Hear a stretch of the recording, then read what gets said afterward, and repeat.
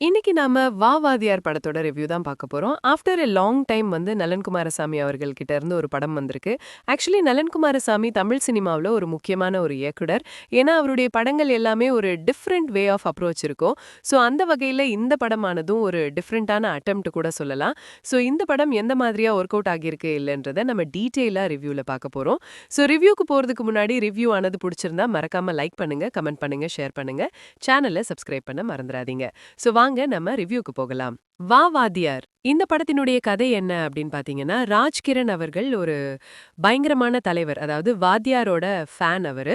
So அன்னைக்கு வந்து வாத்தியார் வந்து உடல்நிலை சரியில்லாம இறக்குறாரு. அந்த டைம்ல அவருக்கு வந்து ஒரு பேரப்பிள்ளை பொறக்குறாரு. சோ இவர் தான் வாத்தியார் அப்படின்னு சொல்லிட்டு இவரு நிர்ணயம் பண்ணி வாத்தியாரோட நலன்கள் எல்லாம் இவருக்கு கூறி வந்து வளர்க்குறாரு. அந்த ஒரு தருணத்துல வந்து லாட்டரி சீட்ல வந்து இவருக்கு ஒரு லக்கு விழுது. அதாவது அந்த பேரப்பையனுக்கு லக்கு விழுது. அப்படியெல்லாம் பண்ணக்கூடாது. நாம வந்து உழைச்சு தான் வாழணும். வாத்தியார் என்ன சொல்லியிருக்காரு? உழைத்து வாழ வேண்டும் சொல்லியிருக்காரு இல்லையா? அப்ப அத தான் நம்ம பின்பற்றணும்ன்றாரு. அப்பையிலிருந்து இவர் வந்து வாத்தியாரா இருந்தவர் வந்து நம்பியாரா மாறுறாரு பேரப்பையன். சோ அதிலிருந்து தாத்தா சொல்றதெல்லாம் கேட்காம அப்படியே கெட்ட கெட்ட பழக்கங்கள் எல்லாம் பழக ஆரம்பிக்கிறாரு. சோ அதுக்கப்புறம் அது வந்து அவருக்கு லைஃபுக்கே பெரிய பேக் போனாவும் ஆவுது. சோ தாத்தாக்கு தெரியாம தான் நிறைய விஷயங்கள் பண்றாரு. அந்த ஒரு தருணத்துல வந்து அரசியல் ரீதியா ஒரு பெரிய சூழ்நிலை வந்து மாற்றம் ஏற்பட போகுது. சோ அந்த ஒரு கேஸ்ல இவரும் இன்வால்வ் ஆகுறாரு. அதுக்கப்புறம் ஏற்படக்கூடிய பிரச்சனைகள், அதுக்கப்புறம் நம்பியார் வந்து வாத்தியாரா மாறுனாரா? இல்ல வாத்தியார் வாத்தியாராவே இருந்தாரா? நம்பியாராவே இருந்தாரான்னு தான் கதை அமையுது. இந்த படத்தினுடைய பாசிட்டிவ் அண்ட் நெகட்டிவ் பத்தி பேசுவோம். இந்த படத்தினுடைய பாசிட்டிவ் கண்டிப்பா நலன் குமாரசாமி அவர்களுடைய ஒரு வித்தியாசமான அப்ரோச், ஒரு புதுவிதமான அட்டெம்ப்ட் கூட சொல்லலாம். லைக் வந்து எப்படி நம்ம மாவீரனை ஒரு அண்டர்ரேட்டட் ஆக்குனமோ, அதே மாதிரி இந்த படமானது அண்டர்ரேட்டட் ஆகிறதுக்கான வாய்ப்புகள் இருக்கு. அதுக்கான காரணம் இது ஒரு நல்ல ஒரு அட்டெம்ப்ட்ன்னு சொல்லலாம். ஒரு புதுவிதமான அட்டெம்ப்ட். இந்த அட்டெம்ப்ட் வந்து தமிழ் சினிமாவுக்கு கொஞ்சம் புதுசு தான். பட் இது மாதிரி ட்ரை பண்ணியிருக்காங்க. இது ஒரு புது அட்டெம்ப்ட் தான் நான் சொல்லுவேன். அது நல்லாவே ஒர்க் அவுட் ஆகியிருக்கு. முக்கியமா இன்டர்வல் பிளாக்ல அந்த சீன் ரொம்ப சூப்பரா ஒர்க் அவுட் ஆகியிருந்துச்சு. அதே மாதிரி கிளைமேக்ஸ்ல வர ஸ்டன் சீக்வென்ஸா இருக்கட்டும், சில ரிவீலிங் சீன்ஸா இருக்கட்டும், கொஞ்சம் நல்லாவே இருந்ததுன்னு அப்படிதான் சொல்லி ஆகணும். அதே மாதிரி செகண்ட் ஹாஃப் ஃபுல்லாவே ஓரளவுக்கு என்கேஜிங்கா கொண்டு போயிருந்தாங்க அப்படின்னு தான் சொல்லி ஆகணும். அண்ட் சந்தோஷ் நாராயணனோட பின்னணி இசை இந்த படத்துக்கு ஒரு நீட்டா இருந்ததுன்னு சொல்லலாம். ரொம்ப அதிகமா இல்ல. ஏன்னா பாதி இடங்கள்ல வந்து எம்ஜிஆர் அவர்களுடைய பாடல்கள் தான் இந்த படம் ஃபுல்லா ஒழிக்குது. ஆனா இந்த படம் கண்டிப்பா எம்ஜிஆர் ஃபேன்ஸுக்கு பயங்கர ட்ரீட்டா இருக்கும். எம்ஜிஆரோடைய ரசிகர்களுக்கு கொண்டாடுவாங்கன்னு நான் நினைக்கிறேன். அட் த சேம் டைம் வந்து பாத்தீங்கன்னா, இதுல வந்து மறைமுகமா ஒரு கட்சிய தாக்கியிருக்காங்க. அதாவது எம்ஜிஆரே வந்து உயிரெழுந்து சொல்ற மாதிரி இருக்கு. லிட்ரலி வந்து பாத்தீங்கன்னா, "ஏன்டா நான் வளர்த்த கட்சி இப்படி ஆக்கி வச்சிருக்கீங்களேடா" அப்படின்ற மாதிரி சொல்ற மாதிரி இருக்கு. ஏன்னா நெறைய குறியீடுகள் அந்த படத்துல இருக்கு. அந்த கட்சி சம்பந்தப்பட்ட ஆட்கள் எல்லாருமே இதுல இன்வால்வ் ஆகியிருக்காங்க. அதெல்லாம் பார்க்கும்போது ரைட் இது இப்படிதான் அப்படின்ற மாதிரி நம்மளால கணிக்க முடியுது.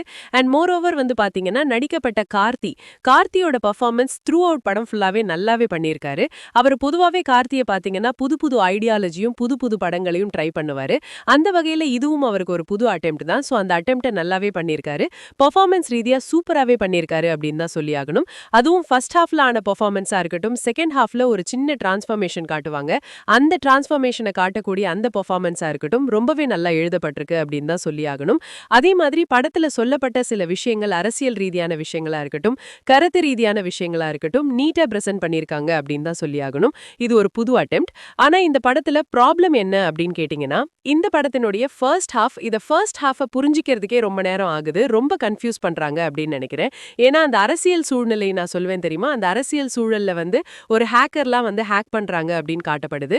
அதுக்கு எக்ஸ்பிளனேஷன் குடுக்குறாங்க. அதுக்கு வந்து புதுசு புதுசா என்னமோ ட்ரை பண்றாங்க. ஸ்கிரீன் பிளே வந்து கொஞ்சம் கட்டா தெரியுது. ஒரு கன்டினியூட்டி ஃபீல் ஆகல.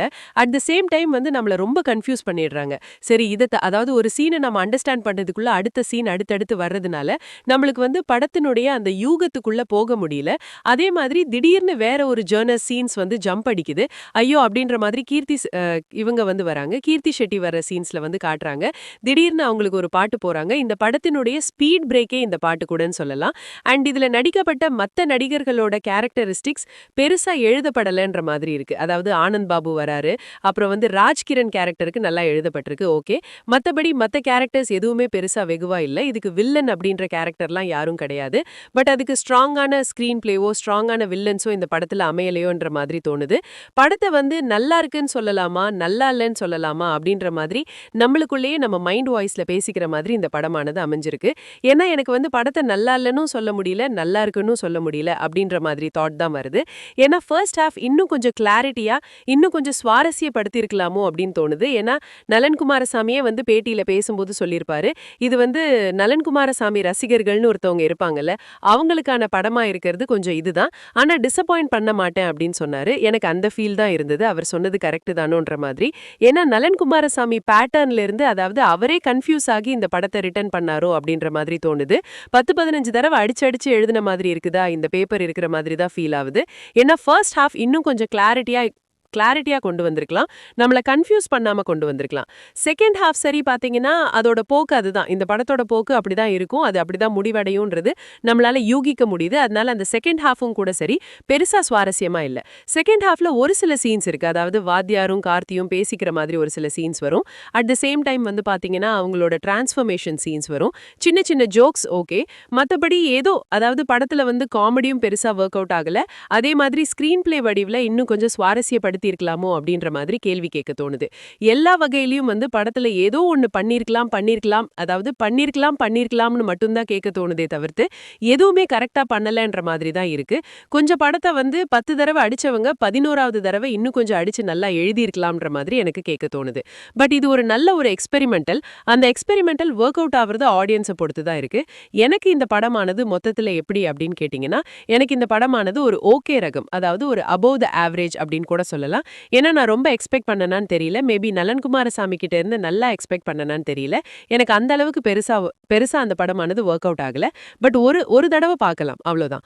படத்துக்கு நாம கொடுக்கக்கூடிய ரேட்டிங் என்ன அப்படின்னு கேட்டீங்கன்னா 5க்கு 2.75. இந்த மூவி ரிவ்யூ பிடிச்சிருந்தா ஒரு லைக் பண்ணுங்க. உங்க கருத்துக்களை கீழே கமெண்ட் பண்ணுங்க. இன்னும் movie studio film channel subscribe பண்ணலையா? உடனே சப்ஸ்கிரைப் பண்ணுங்க. அடுத்த ரிவ்யூவில் சந்திப்போம்.